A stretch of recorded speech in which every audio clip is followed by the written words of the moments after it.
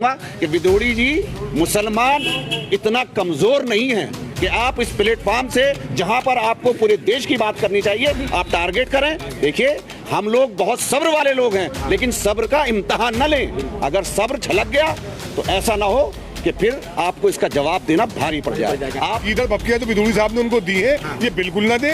जामिया का शेर है वो, और उसके बारे में जो आप कह रहे थे बाहर देख लूंगा, ऐसी गलती हरगिज ना करें।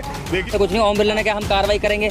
राघव चड्ढा को क्यों सस्पेंड कर दिया गया, क्यों संजय सिंह को सस्पेंड कर दिया गया, क्या गलती थी उनकी? प्रोटेस्ट कर रहे थे इसी बात पर। यहाँ तो इतना बड़ा मामला हो गया, एक समुदाय के ऊपर इस तरीके से आतंकवादी और कटवा और कैसे कैसे अल्फाजों का गाली देने का काम किया, लेकिन उसको सस्पेंड करने का काम नहीं किया। उसको बहुत ही शर्मनाक है, रोड छाप भाषा उसकी थी। और हम ये मांग करते हैं, शुरू से मांग करी है हमने कि ऐसे सांसद को जल्द से जल्द सस्पेंड करने का काम करना चाहिए। विदोड़ी जी का सियासी दिवालियापन है, उनके पास कुछ सियासत करने को बची नहीं हिंदू मुसलमान के अलावा। दूसरी बात, अभी तक मुसलमानों की मॉब लिंचिंग होती थी, उससे सड़कों पे मारा जाता था। आज संसद की गरिमा खत्म करके संसदीय लिंचिंग हो गई है, मुसलमान की संसदीय लिंचिंग की गई है और सांसद खामोश बैठे रहे।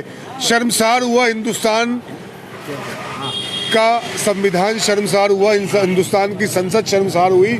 मगर ये बेशर्म भाजपाई जो हिंदू मुसलमान की राजनीति करते हैं, इन्हें शर्म नहीं आएगी, क्योंकि ये माफी वीर सावरकर के मानने वाले हैं, गॉडसे की नफरत फैला रहे हैं, हिंदू मुसलमान कर रहे हैं। उस शख्स के साथ थोड़ा सा बताना चाहूंगा, कुंवर दानिश-अली जिनकी संसद में अटेंडेंस 88% है, 159 उन्होंने अभी तक वाद विवाद प्रतियोगिता में हिस्सा लिया है, अपना पक्ष रखा है, 196 सवाल पूछे। तो संसद के सबसे ब्राइट स्टार को आप आतंकवादी कह रहे हैं। विदोड़ी जी साध्वी प्रज्ञा भी तो आतंकवादी हैं, वो तो बेल पे बाहर आई हुई है। उन्होंने मुसलमानों को मारा है, बम फाड़े हैं। आपको बताता हूँ, आम आदमी पार्टी से फिरोज जामी मौजूद है यहाँ पर, इनसे बातचीत करते हैं। क्या लगता है कि कुंवर दानिश-अली आतंकवादी है? कटुआ मुल्ला इस तरीके से का भाषा एक सांसद जो है इस तरीके की भाषा यूज करते हैं रमेश विदोड़ी। देखिए दानिश भाई जो है, मैं आपको बता देना चाहता हूँ, दानिश भाई मेरे साथ में 94 से लेकर 97 तक हम 3 साल एसआर के हॉस्टल में रहे। रूम अलग अलग थे, लेकिन मैंने 3 साल के अंदर जो उनका व्यवहार देखा, उनका व्यवहार ऐसा था कि कभी उन्होंने किसी भी अपने साथी से या किसी जो विरोधी भी था छात्र, कभी मैंने उन्हें ऊंची आवाज़ में बात करते हुए नहीं देखा।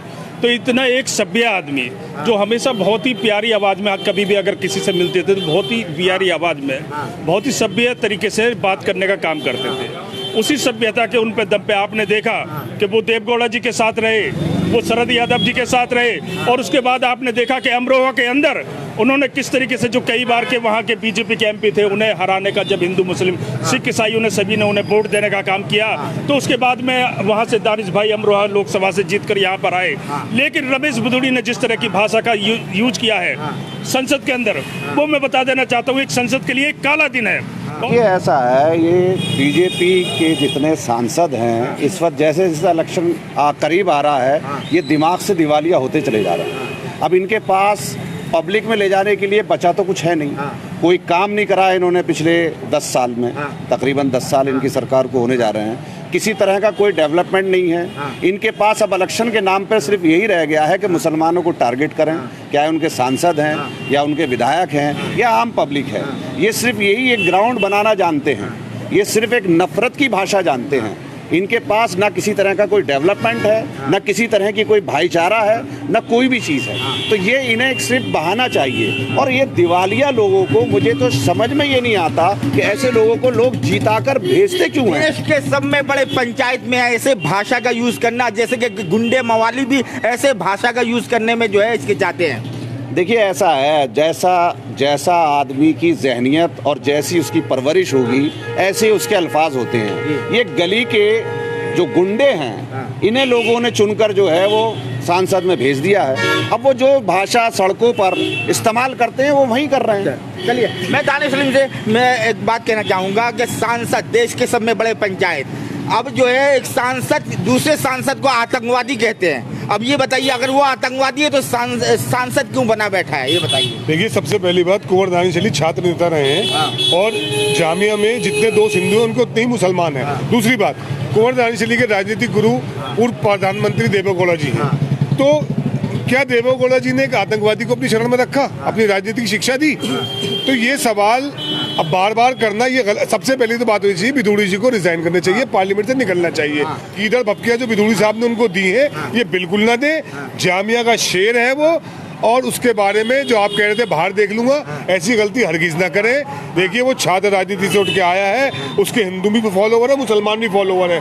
वो आपकी तरह कोई टुच्चा नेता नहीं है, वो एक बड़ा नेता है। उसके बाद राजनीतिक विचारधारा उनके पास। फिरोज जामी किस तरह देख रहे हैं? बाहर आने की धमकी भी दी जा रही है कि बाहर देख लेंगे, ये बाहर देखने का क्या मतलब है? देखिए बाहर देखने का मैं उन लोगों से ये कहना चाहता हूँ, रमेश बिदोड़ी जी को, अगर बाहर देखना है तो बाहर देखें वो बेरोजगारी, अगर बाहर देखना है तो बाहर देखें भुखमरी। आज भी हमारे देश के कम से कम 30 करोड़ से आबादी ऐसी है जिसे भरपेट खाना नहीं मिल रहा है, हर तीसरा बच्चा कुपोषण का शिकार है। अगर बाहर देखना है तो उसे कुपोषण को किस तरीके से हम देश में खत्म कर सकते हैं, तो इन मुद्दों को देखें कि किस तरीके से रोटी कपड़ा हम मकान अपन देश के 1 अरब 40 करोड़ आबादी को दे सकते हैं। मैं मोदी से यहाँ से बहुत ही निवेदन के साथ कहना चाहता हूँ कि मोदी जी आप देश के 2 बार पीएम बन चुके हैं, आप क्या चाहते हैं? मोदी जी मैं आपसे कहना चाहता हूँ कि आप तत्काल एक्शन लें और रमेश बिदुड़ी जी को वहाँ पे सस्पेंड करते हुए उन्हें तिहाड़ जेल भेजने का काम करें। ये एक ऐसे देखिए राज्यसभा चैनल जो है प्रधानमंत्री मोदी जी की गुणगान करने के लिए उन्होंने प्रोग्राम बनाया, उसमें कुछ झूठ भी था। कुंवर दानिश अली साहब ने उसका बाकायदा सवाल उठा के संसद में उस राज्यसभा चैनल के उसको कट कराया जो झूठा गुणगान था। ये नफरत है। सही बात बोलने वाला बैठने नहीं रह जाएगा। मोदी मोदी झूठ बोलते रहो, झूठ सुनते रहो। कुंवर दानिश अली ने प्रोटेस्ट करके वो हिस्सा राज्यसभा चैनल से निकलवाया, ऑन द रिकॉर्ड है ये बात। ये नफरत इसलिए है। कुछ नहीं, ओम बिरला ने कहा हम कार्रवाई करेंगे। राघव चड्ढा को क्यों सस्पेंड कर दिया गया?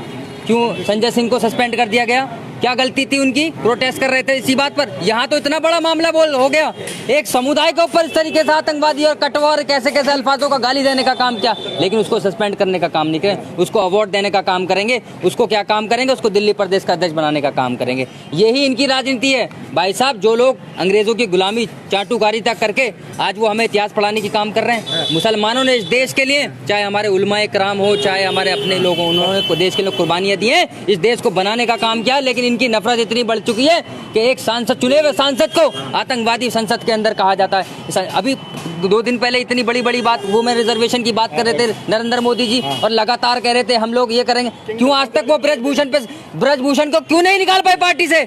इनकी कथनी और करने में कितना फर्क है। माहौल इतना खराब इन लोगों ने कर दिया है और कोई भी कुछ कहने के लिए तैयार नहीं है। आज हालात ये हैं देश के कि गलत को गलत कहने को तैयार नहीं है आदमी। देखिए हमारा देश खाली एक कम्युनिटी का नहीं है। मुसलमानों से इतनी नफरत क्यों?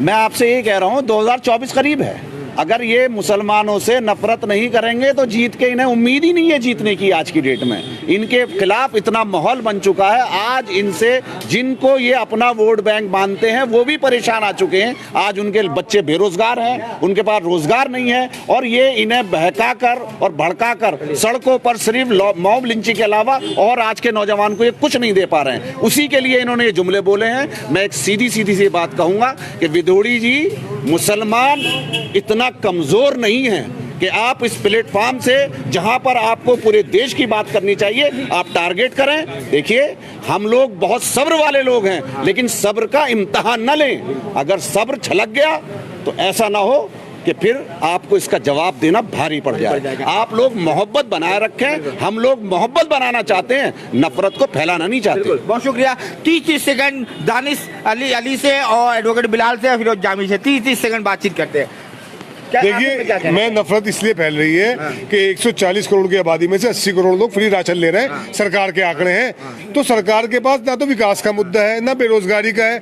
140 करोड़ में से 80 करोड़ आदमी फ्री राशन ले रहे हैं हिंदुस्तान में, तो विकास कहाँ हुआ? तो नफरत इसीलिए फैलाई जा रही है। हिंदू भाइयों को डराया जा रहा है कि मुसलमानों से डर के हमें वोट दे दो। इस बार ऐसा नहीं होगा। राहुल गांधी सड़कों पे निकल चुके हैं मोहब्बत का पैगाम लेके। हम गठबंधन में साथ हैं। दिल्ली की 7 सीटें आम आदमी पार्टी और कांग्रेस जीत रही है, देख लीजिएगा। इतनी नफरत इसलिए है, जिस तरीके से आप देख सकते हैं जो इंडिया गठबंधन बना है, जब से ये सारी पार्टियां इसके अंदर आई हैं, देश की जितनी अपोजिट पार्टियां, इन्हें पता है कि आने वाले इलेक्शन में इनकी जमानत 0 होने जा रही है। और इनके पास एक ही तरीका है। आपने देखा जब तक हिंदू मुस्लिम ये नहीं करते थे, 4 सीटों पर रहते थे ये सन 90 से पहले, तो 4 सीटों से भी 0 सीट उनकी होने जा रही है। तो उसी से घबरा कर ये अपने नए वही हिंदू मुस्लिम का वो कर रहे हैं। लेकिन आवाम समझ चुकी है, और आवाम समझ चुकी है, और आने वाले टाइम में इंडिया गठबंधन भारी बहुमत से जीतेगा और इनकी 4 सीटों से भी दोबारा जीरो पे ये चली जाएगी। और ये जीरो पे जाने के बाद में ये हिमालय पर्वत इन्हें चले जाना है। जो ये कहते हैं मैं तो अपना थैला लेके हिमालय पर्वत निकल जाऊंगा, तो ये थैला लेके निकल जाएंगे, क्योंकि हिंदू मुस्लिम सिख ईसाई हम सब हैं भारत माता के सिपाही। Thank you. देखिए, इस पार्टी की पैदाइश ही नफरत से हुई है, जो हमेशा लगातार 80-20 की बात करती है, शमशान कब्रिस्तान की बात करती है, जो हिंदू मुसलमान की बात करती है, जो मंदिर मस्जिद की बात करती है। उससे हम क्या उपेक्षा कर सकते हैं? उससे क्या हम कह सकते हैं कि हमें इंसाफ दीजिए? क्योंकि इंसाफ इनके पास नहीं रखा। ना ये कानून को मानते हैं, ना ये देश को, लोगों को मानते हैं। जो चाहते हैं 140 करोड़ इस देश की जनता चाहती है हम सब मिलकर रहें, लेकिन इनको मालूम है कि हमारी राजनीति का एजेंडा यही है, हिंदू मुसलमान करा दो और इस तरीके से सांसद को बुलवा दो। जानबूझ के ये कराया गया है और प्री प्लान तरीके से कराया गया, वरना उसकी इतनी औकात है कि वो इस तरीके से बोला गया और उस पर कार्रवाई न करने के बाद ये शर्मनाक है। ये पूरे देश के नाम पे कलंक है। और जो लोग सपोर्ट कर रहे हैं, चाहे इंडिया अलायंस हो और भी पार्टी हो, हम उनका सपोर्ट करने का काम करें। हम कहेंगे शुक्रिया, बहुत बहुत शुक्रिया।